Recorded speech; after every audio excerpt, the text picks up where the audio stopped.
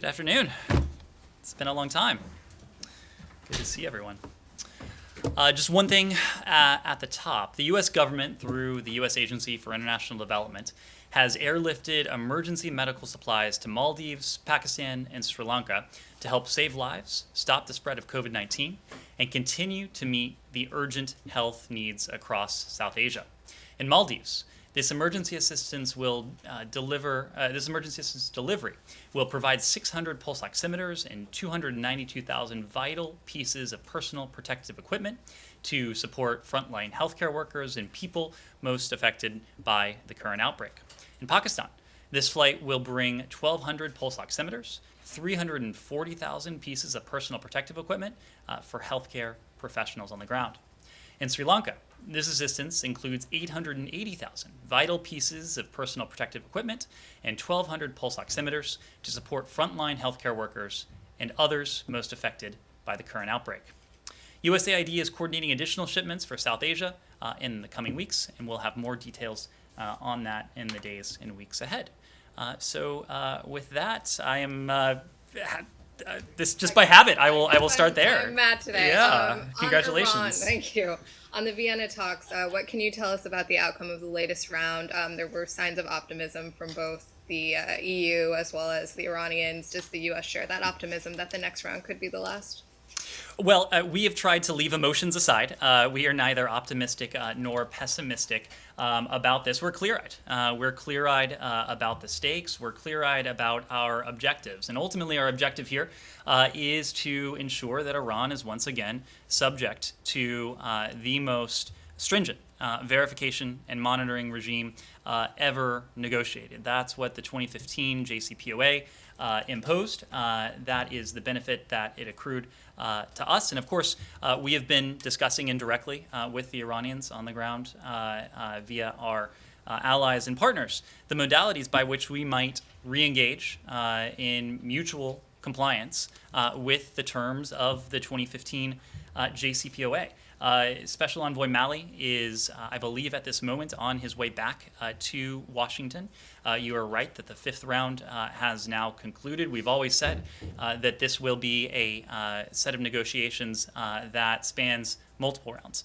We expect there will be a sixth. I think there's just about every expectation there will be subsequent rounds beyond that. The fact is that we have made progress. The past rounds have helped to crystallize the choices that Iran would need to make, the steps that Iran would need to take to resume its own compliance with the nuclear deal, the steps that it would need, once again, to be subject to this stringent verification and monitoring regime, the limitations on heavy water, the limitations on centrifuges, the limitations that permanently and, again, verifiably prevent Iran from ever obtaining a nuclear weapon. And on our end, too, it has helped to illuminate for us what we would need to do, including with our own sanctions, to resume our compliance with the 2015 nuclear deal. This progress notwithstanding, challenges remain, and there remain questions as to whether there is a seriousness of purpose and a determination on the part of all parties to resume compliance with the deal. Again, that is a proposition the president has laid out. Is what we would like to see happen, given the benefits that are accrued to our national interest by ensuring that Iran is once again subject to these. But we're not there yet, and a ways ahead remains. Yes. So after the previous round, you said that it has helped crystallize, et cetera, et cetera.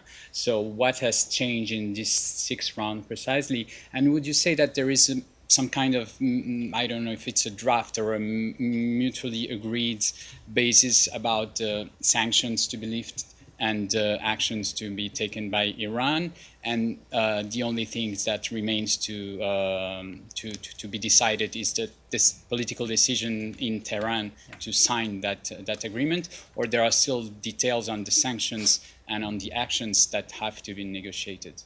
Well, I would never want to say that what is ongoing in Vienna now is easy, and I think my colleague Rob Malley would take grave offense, as he rightly should, were I to say that. I will say what makes this what is different about this set of negotiations versus 2014 into 2015 is the fact that we have a text. And that text, of course, is the text of the JCPOA. The fact is that we know precisely what would be required, at least generally, on all sides, because we have this text. And that text has been really the North Star as we have engaged indirectly with the Iranians. Now, even though we have a text in the form of the 2015 JCPOA, that doesn't mean that we have all the answers. On the Iranian part, on the Iranian side, there have been now 5 rounds of indirect discussions about the steps they would need to take to comply, once again, with that 2015 nuclear deal. On our end, there have been discussions about sanctions that may be inconsistent with the 2015 nuclear deal, sanctions that have been imposed subsequent to the last administration's abandonment of the JCPOA in 2018. None of this is especially black and white. That's what makes it so challenging in some ways. But again, the baseline document is that 2015 deal, both for us to determine what sanctions we may have in place currently that would be otherwise inconsistent with the deal, and what Iran would need to do on its part to resume its nuclear compliance. So you wouldn't say that at the working level, at the Vienna talks level, there is a mutual understanding on sanctions and actions? There are still points that you disagree on? So there is a mutual understanding as to generally what would need to happen. And at the very highest levels, the shorthand is compliance for compliance. Both sides are engaging in this. I can speak for our side, presumably for the Iranian side too, because they are willing to entertain the proposition of returning to compliance. Now, obviously, there are some challenges that remain. There are some hurdles that remain that we haven't been able to overcome in those 5 rounds. And the cause of that is many, including the fact that, once again, these are indirect negotiations. These are complex issues. There is no lack of distrust between and among Iran and the other partners and allies with whom we're working on this. But look, I will leave it to the Iranians to answer the question as to whether they have made a strategic decision about their willingness to re-engage with the Iran deal in a way that we would need to see happen were we to resume our own compliance. Just to clarify, Ned, so you're saying you are not demanding any new provisions, that what you guys signed on to back in 2015 would suffice to get back to where things were. You're not demanding other provisions, except maybe for the sunset clause. That's where you might have some flexibility. Is that what you're saying? Well, there would be no other demand like some countries that are, like Israel, like the Saudis and so on, are calling for? Well, what we have said is that as a necessary but insufficient step, we are looking to return to mutual compliance. We are willing to return to compliance with the deal, knowing that, again, the benefits we would accrue from Iran doing the same would profoundly be in our own national interest. I say it's necessary but insufficient because there are follow-on steps that we would like to see from there. A longer and stronger nuclear deal to address some of the issues that you raised, and follow-on agreements that address the broader set of threats, challenges we see from the Iranian regime. Support for proxies in the region, support for terrorism and terrorist groups, its destabilizing activities, its human rights abuses. So again, right now we are focused on a potential mutual return to compliance because Iran moving closer to having the capacity to quickly develop a nuclear weapon, if it so choose, would make every single challenge we face with Iran all the more difficult. We see halting Iran's nuclear program and rolling it back in significant, deeply significant ways as this first line of business, because it is so important. Now, I will also say that just as we continue with the nuclear issue, we have remained resolutely focused on the issue of Americans who are unjustly detained in Iran. At every opportunity, we raise those Americans. We have done so in the context of these talks, and we will continue to do so until and unless those Americans are safely reunited. Special Envoy Malley talked with some of the other JCPOA partners about Iranian support for Hamas? I don't know that has. What I will say is that in Vienna, Special Envoy Malley and his counterparts have been focused on the nuclear issue. Now, as I said before, we have a number of very significant concerns with Iran. Its support for proxies, its support for terrorist groups like Hamas is certainly among them. But of course, Special Envoy Malley's primary focus in Vienna has been on the nuclear issue. Yeah. Okay. Nick. What guarantees can you offer Iran that any sanctions relief you give them, if there is an accord, will not simply be undone if a Republican administration comes into office in 2024? And how do you also ensure that they see the benefits of any of that relief, given concerns in the business community also that they could still face sanctions, should a successor administration undo the deal a second time? Right. Well, look, what we know, and is what what guided the previous Democratic administration as well, and in fact guided previous administrations before that, is that the only way to permanently address Iran's nuclear program, to permanently and verifiably ensure that Iran is never able to acquire a nuclear weapon, is through diplomacy. And the formulation that the JCPOA struck is really, in many ways, the only formulation under the sun.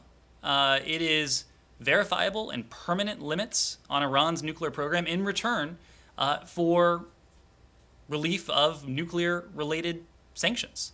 Again, what we are talking about is a return to that formula. And it's a basic formula that has been around ever since this iteration of Iran's nuclear program has been on the table. Now, of course, we can speak for this administration.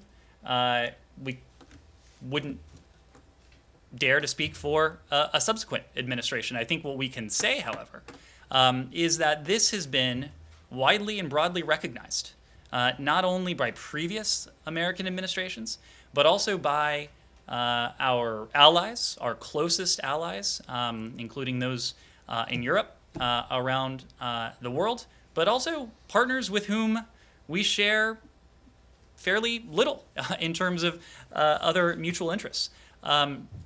The Russians and the Chinese, of course, are original signatories to the 2015 JCPOA, because they too understand that this construction, verifiable and permanent restrictions, and in fact a profound rollback on Iran's nuclear program in return for limited sanctions relief, is not only in their interests, but in our estimation, it is certainly in our interests. So there is an overwhelming international consensus that on a couple fronts. Number one, that Iran's nuclear program must not only be halted, but rolled back in these important ways. And number two, that diplomacy is the way to do that on a durable and permanent basis.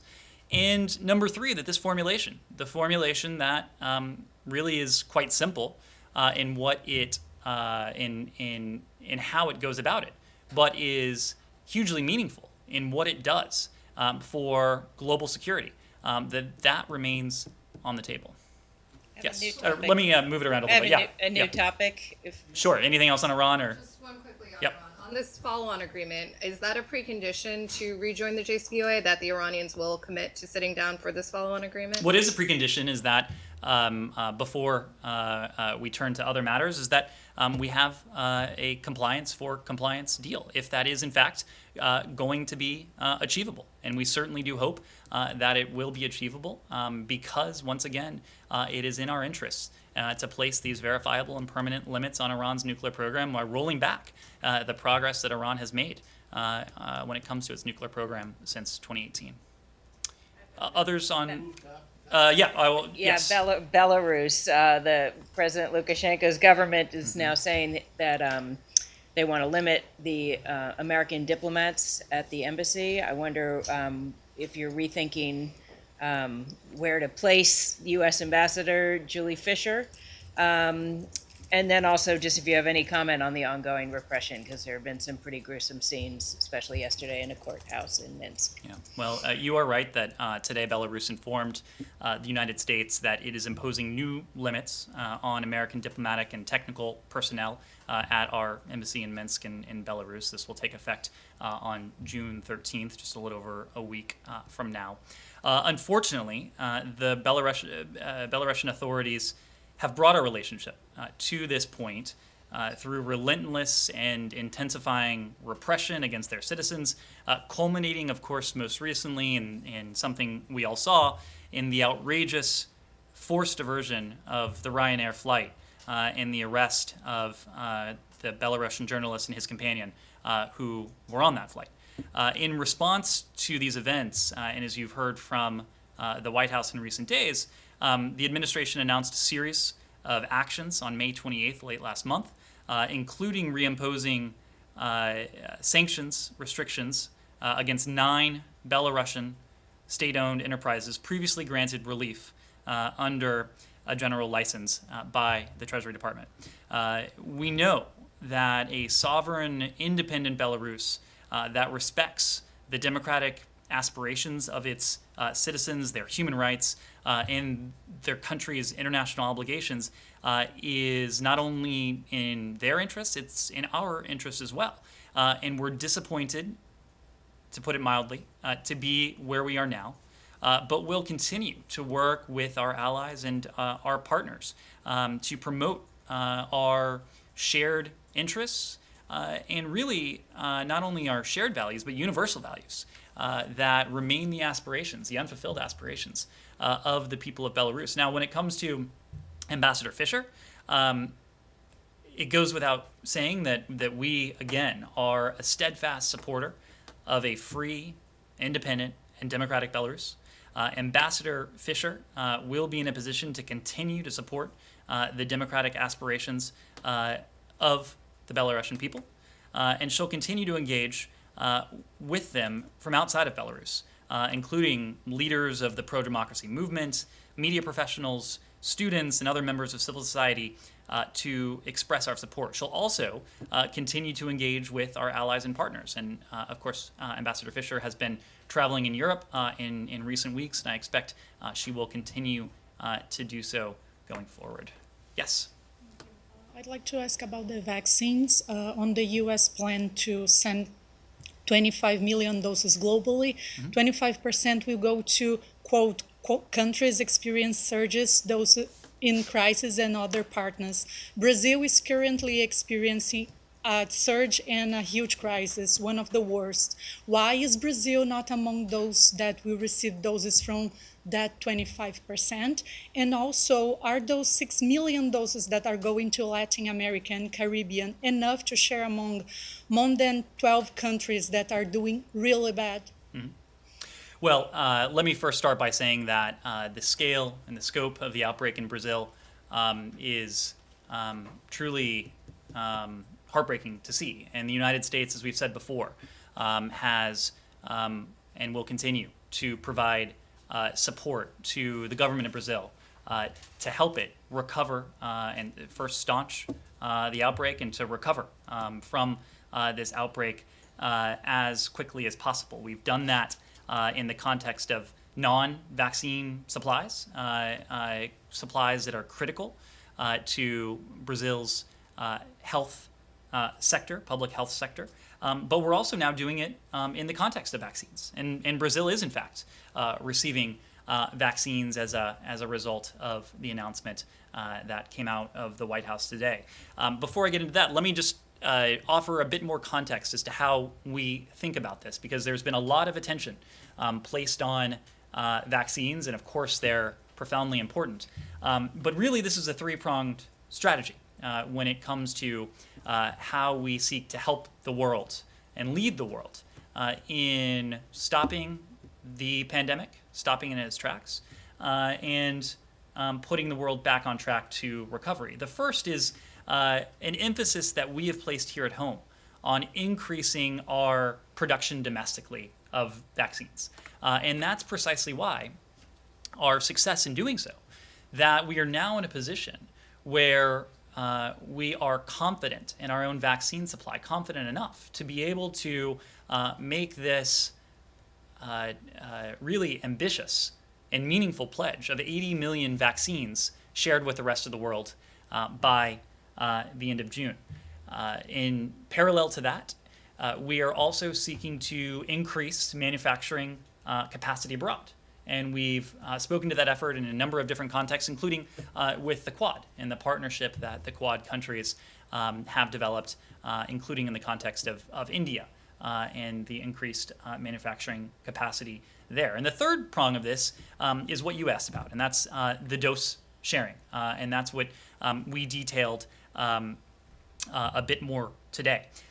Today, the announcement that the first 25 million doses would be going out, with 75% of those going to COVAX, the remaining 25% of that going directly to countries. And we arrived at that knowing that we set a goal of maximizing the use of multilateral mechanisms, particularly COVAX, to provide U.S. government-owned vaccine supplies internationally. Our goal is to further strengthen these international institutions, including COVAX, which we know will continue to play a pivotal, indispensable role in helping the world to, one, stop this pandemic, and two, get back on the road to recovery. Now, the 25 million doses that we spoke about today, that is only a fraction of the 80 million doses that the administration has committed to send out the door to the rest of the world by the end of this month. And as you mentioned, 75% will go, at least 75% will go through COVAX, supplying these doses to countries in need. Doing so will maximize the number of vaccines available equitably for the greatest number and for the most risk of countries around the world. And for those doses shared through COVAX, we are in fact prioritizing Latin America and the Caribbean, as well as South and Southeast Asia and Africa, in coordination in that case with the African Union. The 25%, we are also prioritizing a number of regions that have been especially hard hit in recent months. Now, when it comes to those COVAX allotment, 6 million of those doses will go to Latin America and the Caribbean, as we know that the region has suffered tremendously, as other regions have as well, from this pandemic. And ultimately, I would just note that we're doing this for two reasons. One, we know that as long as the virus is spreading anywhere, it is a threat to people everywhere. And in order to get this virus under control, whether it is protecting against a resurgence here in this country, whether it is protecting against flare-ups in other countries around the world, that we need to have global coverage and a global response. But two, we're doing this because it's the right thing to do. We have the resources now from our own increased domestic production, and this is something that it's in the interest of the American people and of the United States, but it is the right thing to do now that we are in a position to do so. And we'll be sharing more details on that in the weeks ahead. Yes. Follow up on these vaccines. Do you know the specific number of vaccine doses that India will receive from this 25 million? So what we've spoken to today are the shares per region. And so there is a breakdown by region, but we don't have specific dose numbers to offer per country at this point. And when will the next round of vaccine distribution would be announced? Do you have any timeline for that? Well, what we said, let me make one point that this 25 million, of course, not a paltry sum, will be going out the door imminently. As soon as we can muster. Now, the distribution of vaccines, of course, it depends somewhat on the manufacturer, but it is not as simple as putting a stamp on an envelope and sending it around the world. So there are logistical challenges associated with this, but we are moving as quickly as we can in an effort to get these vaccines to their destination countries as soon as we can. The other part of your question is that this is 25 million. There remain some 55 million doses that the administration has committed to send abroad by the end of this month, and so I expect you'll be hearing more from us on that in the coming These are weeks. mostly AstraZeneca, Pfizer, or Moderna. Do you know that?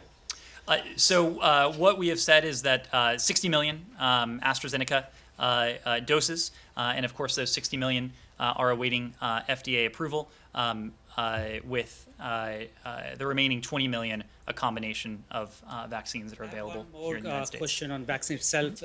As the decision was taken during the Quad to increase India's capabilities of vaccine manufacturing, can you give us a sense where we are on that and how much time it will take for India to increase its capabilities to produce more vaccines?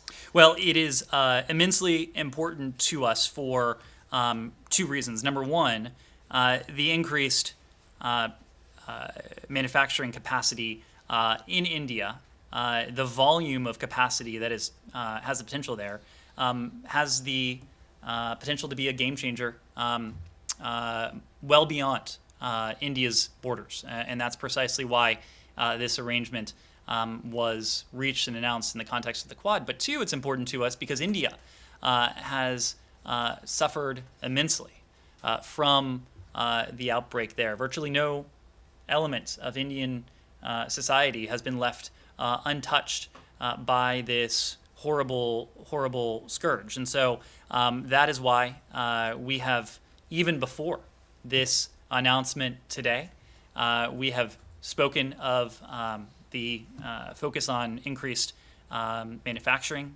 in India, but also the bilateral support that we have provided to India as a means to help the country address this.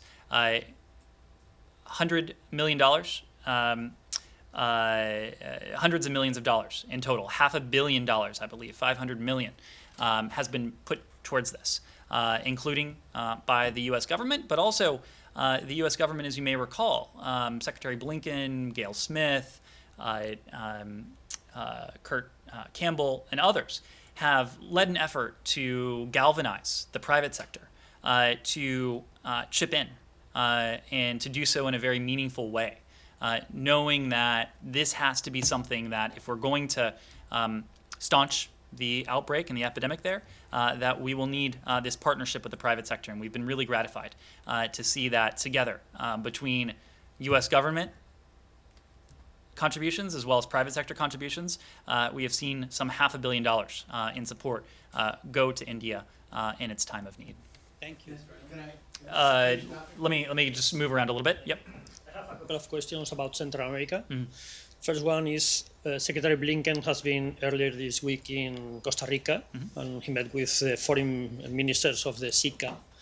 Was there any kind of agreement or compromise seeing the situation in the region? And the second one is, well, Central America is supposed to be a priority for this administration, especially in terms of fight against corruption and improving governance and institutionality, rule of law.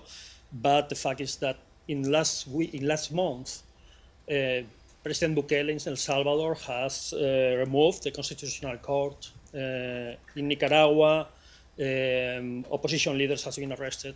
In Guatemala, former prosecutors against corruption has been arrested. Is the United States strategy working, failing? What is happening?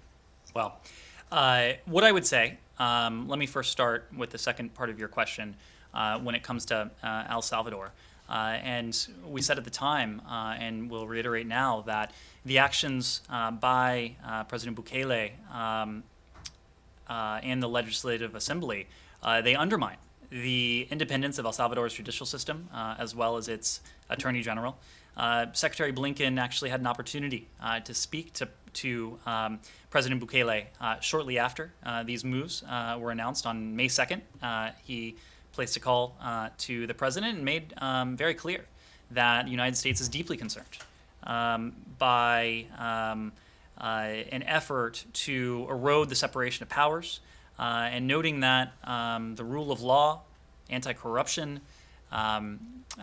taking aim at impunity, these are essential to a functioning democracy. And so we continue to look to President Bukele to restore strong separation of powers where they've been eroded, and to demonstrate his government and his party's commitment to transparency and to accountability to the people of El Salvador. And now you're right that we were just in Costa Rica for the SICA meeting, and I will tell you that the meeting focused on, in large part at least, the patterns of irregular migration that have affected, of course, not only this country, but countries in the region.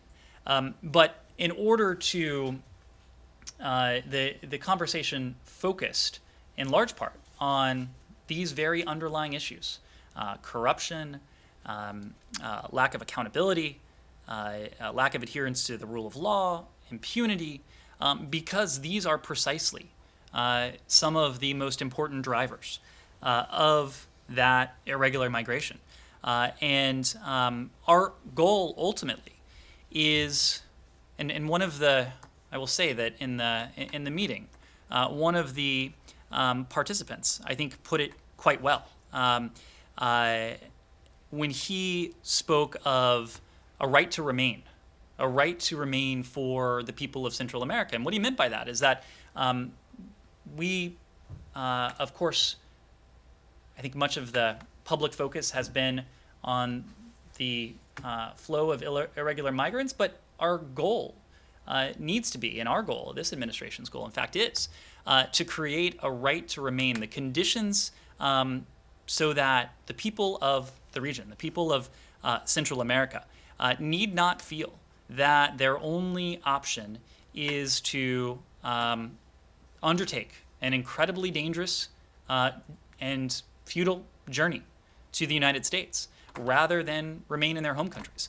And that's really the focus of our approach. That is one of the focus of the president's proposed $4 billion comprehensive regional strategy to create that sense of opportunity for people of the region, to instill and to reinforce that right to remain.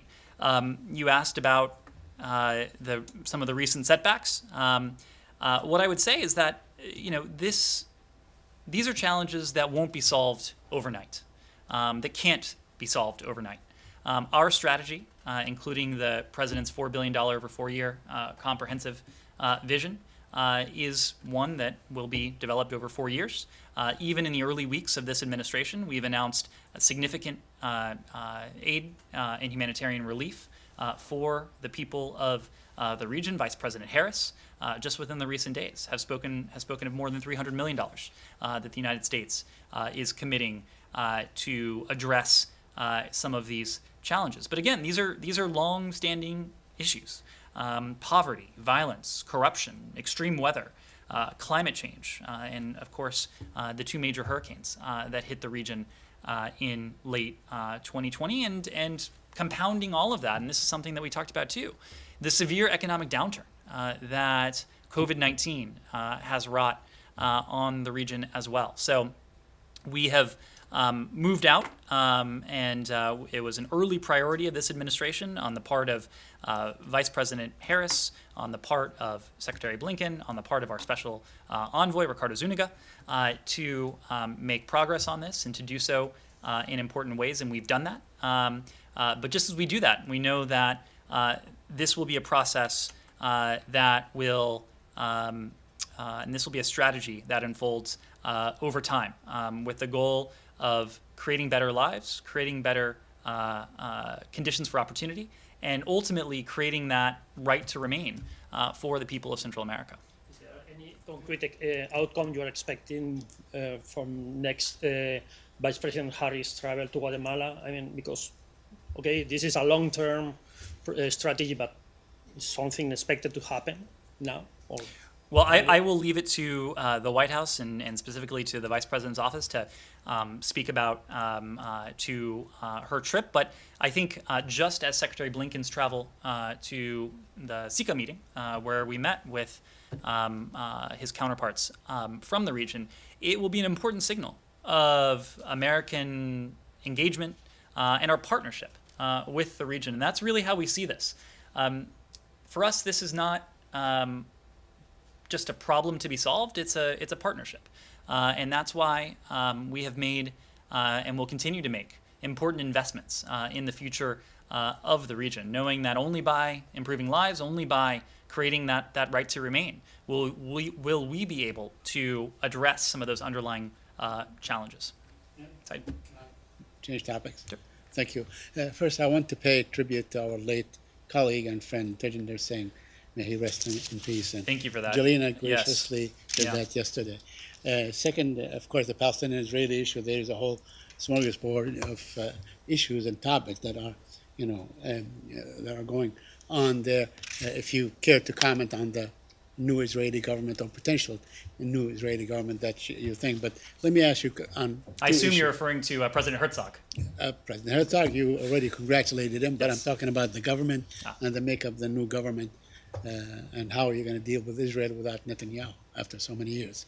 But let me ask you on two issues pertaining to the Palestinians.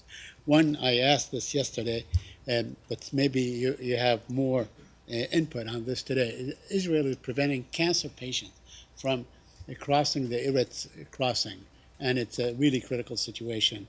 I wonder if you have any comment on that. And my second is, of course, again, on the whereabouts of Mr. Hadi Amr. What is he doing? What is next on his agenda? Will he be doing? Is he currently in talks and negotiations? Thank you. Yep. So on your first question, we of course are familiar with these reports, and it's something that we document in many different contexts, including we document these concerns extensively in the West Bank and the Gaza Human Rights Report. We have encouraged all parties to work together to facilitate greater freedom of movement, including for humanitarian ends. And I can tell you, of course, we were just in the region less than 2 weeks ago now. Deputy Assistant Secretary Amr was there. He joined up with our delegation. And this absolutely was a topic of conversation with our Israeli counterparts. It was a topic of conversation with our with the Palestinian Authority. It was something we heard from members of civil society with whom we also met. Our goal, and you've heard us say this now, over the longer term, but it's something we are attempting to make demonstrable progress on in the near term, is to ensure that both Israelis and Palestinians enjoy equal measures of security, of safety, of prosperity, and of dignity. And that is an important goal in its own right. It is important for the humanitarian well-being including Palestinians. But it is also important if we are going to be able to eventually make progress towards what remains our goal, and that is a two-state solution. A two-state solution that really is, in our estimation, the only way to preserve, importantly, Israel's identity as a Jewish and a democratic state, while bestowing on the Palestinian people their legitimate aspirations for statehood, security, and dignity. And so that's why ensuring that there is ample humanitarian assistance for the people of Gaza, especially in the aftermath of the recent violence, is incredibly important to us. It is why, over the course of recent weeks and starting before that on April 7th, right here, I announced more than $100 million in support for the Palestinian people. Ambassador Thomas Greenfield, just before that, had announced $15 million in aid in coronavirus-related relief for the Palestinian people. All told, I believe now we have announced some $360 million in assistance for the Palestinian people, knowing that, again, if we are to be able to help make progress towards that ultimate goal of a two-state solution, we need to provide this humanitarian relief, and we need to be able to do so with some urgency, given the dire situation, especially there in Gaza in the aftermath of the violence. Abby. Thanks. Do you have any comment on Norway summoning the U.S. ambassador regarding spying from 2012 to 2014? And can you say what message was conveyed on behalf of the administration in that meeting? What I would say is that the Charge, as I understand it, did have a meeting with the Ministry of Defense. Look, these are issues that long predate this administration. In 2014, the Obama-Biden administration rolled out a new document. I won't bore you with the full name, but PPD 28, that really put a policy framework around these issues. And that administration made very clear that if we want to convey a message to our closest allies and partners, if we want to hear a message from our closest allies and partners, we'll pick up the phone and we'll talk to them. That's precisely how we view this. Yeah. Do you have any comments on this new coalition government, which is trying to which will have to go through a vote in the Knesset without Netanyahu? What would it change for the U.S. policy, including defense assistance to Israel? And also, do you have any worry about Netanyahu reported effort to try to undermine this transition of power, or to try to stop it or prevent it in either way? And have you shared any message that you want to Israel to keep on with its peaceful tradition of peaceful transition of power? I think there were 3 or 4 parts to your question. I'll answer one of them. Regardless of what happens, and obviously we're not going to speak to government formation while it's in process. Regardless of what happens, regardless of what government is in place, our stalwart support, our ironclad support for Israel will remain. You have heard from President Biden, you've heard from Secretary Blinken of that commitment in recent days, including when it comes to replenishment of the Iron Dome. Nothing about that will change, even if there is a change in government. So you agree with, there's, I guess, a proposal for $1 billion for, replenishing the Iron Dome. I think it's been proposed by, bipartisan group of legislators like Lindsey Graham and others and so on. You approve that? So what is that happening? I mean, is that, what the that? president has said is that the United States will support the replenishment of the Iron Dome. We haven't spoken in more detail. I know there's a proposal that has been floated, but our commitment to the Iron Dome, knowing that the Iron Dome saved untold number of Israeli lives from the indiscriminate rocket attacks fired by Hamas and other militant groups in Gaza in recent weeks. It is an indispensable tool for the safety and security of Israelis. Again, we are talking about equal measures of safety and security for Israelis and Palestinians. And on the Israeli side, the Iron Dome is an important element of that equation.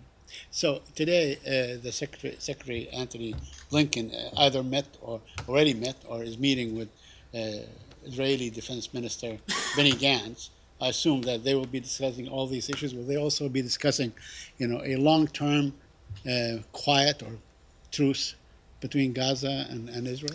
So I expect we'll have a readout of this meeting. It took place this morning, and we'll have a bit more detail to share. But I think what you will hear is that the meeting focused, one, on our security, on our commitment to Israel's security, on our belief that Israel has a right to defend itself. But also, I expect you will see a focus on some of the issues we've talked about, the humanitarian efforts to provide important humanitarian relief and assistance for the humanitarian recovery in Gaza. And ultimately, we know that only if we are able to offer, again, in equal measures, a sense of opportunity, a sense of dignity, of security, and democracy to Palestinians and Israelis, will we be able to break this cycle of violence?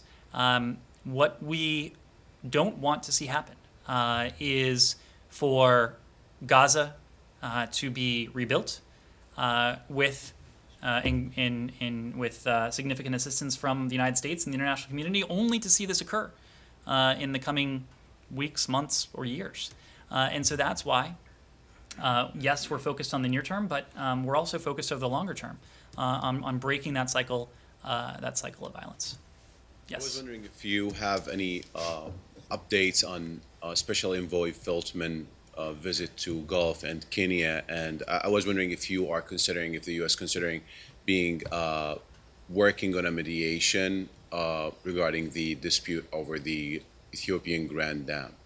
Well, as we said before, we continue to support collaborative and constructive efforts by the parties, in this case Ethiopia, Egypt, and Sudan, to reach an arrangement on the GERD. We understand the importance of these waters to all three countries, and we continue to encourage the resumption of productive dialogue on the GERD under the auspices of the AU. You're right that Ambassador Feltman is in the broader region now. I expect we'll be able to give you more detail on his travel upon his return. Just to follow up, are you relying more on the African Union efforts and ideas regarding the dispute over the Grand Dam? Well, we know that the African Union is an important forum for conflict resolution, for mediation. We see ourselves as a partner, not only to these three countries, but also to the African Union. And so we're working very closely with the African Union in an effort to bring the parties together and to make meaningful progress towards a resolution of this dispute. Jay. On Afghanistan, there's a new UN report today that says the Taliban remains close with al-Qaeda despite efforts to mask their ties. They still have a close connection. Given the unconditional withdrawal of U.S. troops, what's to stop Afghanistan from falling to the Taliban to becoming a haven for terrorism after the U.S. withdrawal? And do you have any update on efforts to get SIV applicants out of the country? Well, on your first question, we absolutely have not taken our eye off the terrorist threat, far from it. And as we have said, in the context of announcing the military withdrawal from Afghanistan, we will have the means to detect a reemergence of a terrorist threat to the homeland from Afghanistan and to take action should that occur. We're going to reposition our forces and our assets to make sure that we guard against this potential reemergence, and we've spoken of the over-the-horizon options. Under the agreement, the Taliban committed not to allow al-Qaeda or other terrorists to threaten the security of the United States or our allies from Afghan soil, we are going to hold them to that commitment. Our ultimate goal is an Afghanistan that finds an end to 4 decades of conflict through a just and durable political settlement. And in that situation, in that environment, terrorism is less likely to emerge. That's why we continue to support the peace process and to encourage the parties to come together. And we were heartened to see in recent days that the negotiating teams are returning to Doha. And we've urged them to focus on the key issues surrounding a political settlement and permanent comprehensive ceasefire. We know that this is a really pivotal moment for Afghan leaders and the Taliban to come together and to take responsibility for the future of the country. We're also committed to the peace process because of the knowledge that the world will not accept in Afghanistan, the world will not accept the establishment in Afghanistan of any government imposed by force. That's why our focus is on diplomacy. That's why we're heartened to see the parties coming back together in Doha. When it comes to SIVs, we said this before, but we understand and we recognize that we have a special commitment and a special responsibility to the many Afghans who over the years have, at great risk to themselves and even to their families, have assisted the United States in our efforts in Afghanistan. We are always seeking ways to improve the SIV process while ensuring the integrity of the program and safeguarding our national security and affording opportunities to these Afghans. We've identified process improvements and directed additional resources to the program, including augmenting staff here in Washington to process applications. And I mentioned that because it's worth noting that much of the processing of applicants at the chief of mission stage occurs not in Kabul, but here in Washington. And the team has significantly increased its staffing in recent months. We've also approved a temporary increase in consular staffing at our embassy in Kabul to conduct interviews and to process visa applications, which allowed the embassy to address cases that were delayed due to COVID-19 staffing reductions and related closures. You also heard last week, I believe it was our Deputy Secretary for Management and Resources, in speaking to the budget, that we've requested an additional 8,000 SIV funding for an additional 8,000 special immigrant visas from Congress. And of course, we know that it's not only the department, it's not only the executive branch that is deeply committed to this program, but again, we're heartened to know that we have a partner in Congress, and a Congress that is very focused, just as we are, on this program as well. Follow up on that. Are there any plans for evacuating people or doing this processing in a third country? Where So what's important, and again, I think it's important to understand, is that even as we withdraw militarily, our commitment to the government, and in this case, the people of Afghanistan will remain. Our diplomatic facility in Kabul will, even after the September deadline for troops to be, U.S. military forces to be out of the country, our embassy will remain. We'll be able to continue processing, and we will do that as quickly and efficiently as we can, knowing, again, the special responsibility that we have to these brave Afghans. Thank you. We'll do one more. Thank you. A court in Myanmar on Wednesday jailed 2 journalists for incitement and spreading false news, their organizations said. What's the U.S. doing to secure their release, and has anyone been able to visit them? And if I may, EU's Foreign Affairs Chief Borrell said today that the EU will impose a new round of sanctions on Myanmar's military junta and its economic interests in the coming days. Is the U.S. planning a coordinated announcement? Well, you didn't ask about this precisely, but let me also take an opportunity to note that we are deeply concerned over the detention of U.S. citizens Daniel Finster and Nathan Mong, both of whom were working as journalists in Burma. We've pressed the military regime to release them both immediately to release both of them immediately, and will continue to do so until they are allowed to return safely to their families. And this gets to your broader question. Free and independent media is indispensable to building prosperous, resilient, and free societies. We have seen the junta in recent days attempt to stifle freedom of expression, freedom of assembly. And they do that, knowing that only by suppressing the will of the Burmese people might they be able to retain some semblance of control. And so we will continue to press for the release of journalists who are detained in Burma. We will continue to press for the release of these two Americans. Our consular officers most recently conducted a virtual visit with Nathan Mong on May 24th. We've also sought to visit Daniel Finster, but we haven't been afforded access to him by regime officials.